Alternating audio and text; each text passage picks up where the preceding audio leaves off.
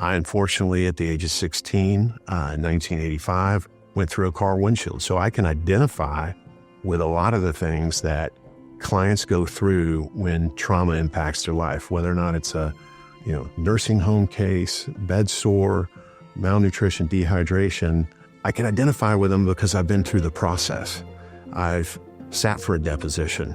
I've been through an emotional trauma. I've suffered scarring on my face. I've had pain, had multiple stitches, been before a court, been to a hearing, really as a non-lawyer. And those are the things really in going through that process that made me want to be a lawyer and made me want to help people. My purpose was to do things the right way, make sure I don't leave any stone unturned, talk to my clients, feel their pain, because the pain that they have, they'll tell you in a very real sense, the common theme is pain echoes for a long time.